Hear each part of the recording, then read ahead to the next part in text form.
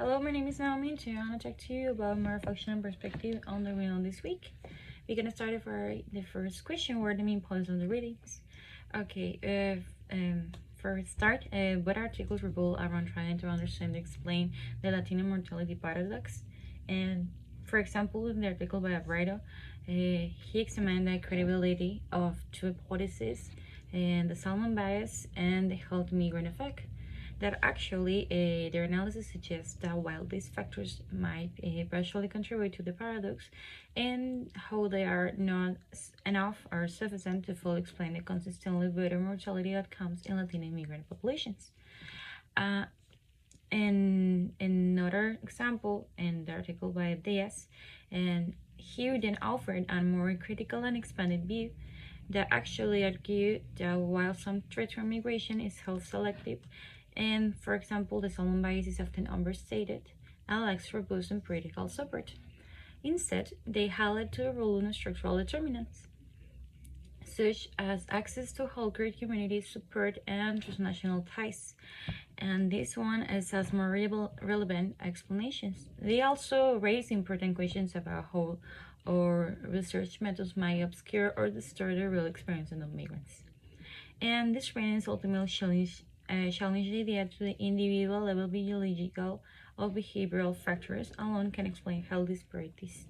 Instead, they call for understanding that center on social structure, selective migration dynamics, and even policies influence. Continue with the second question. Was any term confusing to you and why? What I found someone confused at first was how to reconcile the selective migration theories with the real-world variability. But the article suggests that migration is not a unique, uniform experience. And for instance, some people may return due to illness and supporting the Salmon bias, while others return to healthy or for non-health related reasons, complicating the interpretation of mortality statistics. Another point that initially persuaded me was how to evaluate the influence of cultural practices and social support networks on health outcomes, and how without falling into the trap of romanticizing the resilience or ignoring the structural inequalities. And the reading pushes us to acknowledge that the health advantage among Latino immigrants are not simply due to individual behavior choices, something that actually we talk in the other reflections. Is something like a combination of social factors in question and institutional factors too. The complexity lies in interpreting and the data through a lens that does justice to human experiences and avoid a simplistic explanation. For example, as a student, it makes me reflect on the limitation of the medical model, and when it comes to understanding the broader patterns of the health and disease among migrants. And the third question, what was new to you in this change how you think about or perceive the things? Well, before these readings, I have heard about the Latino mortality paradox, but I hadn't critically questioned to underline the reasons or the robustness of the data used to support it. And the idea to the migrants may return to their country to die and choose this term mortality study was new to me. And so was the concept of selective return migration depending on the health status. Another thing is what really changed my perception was the realization that research can unintentionally reproduce the stereotypes or ignore the structural realities. I used to think that Latino communities were healthier mainly to the stronger family structure, cultural habits like traditional diets or like the things we ate. But these readings show me how the health outcomes are also heavily shaped by the systemic exclusion and racial strategies to under adversity. Now, I'm much more aware of the how migration-related health data must be analyzed in with caution. It also made me realize that as a future healthcare provider, I need to consider the patient's national realities and assume that statistical patterns reflect in my individual perspective and the individual health behaviors of choices. With the fourth question, was there anything you would like to explore in the future or learn about a little bit more? And what? Well, yes, I would like to explore more about how public health systems evolve in other 17 countries and tracks in managing the migrant health. For example, what happens to the healthcare access of return migrants in Mexico? Or do they face a new type of barriers after the spending the time abroad? What type of systems are in place to reintegrate them into the healthcare coverage?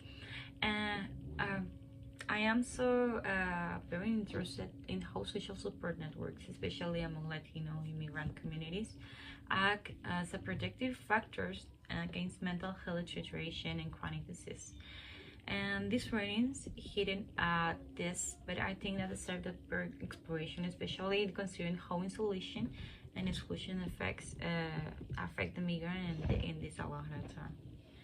In addition, I like to explore how medical education can include these specific topics and include these insights more actively, and no, just take migration is not just a sociological issue, and understanding that it affects how we understand the risk factors and complex communication and even disease presentation in clinical settings.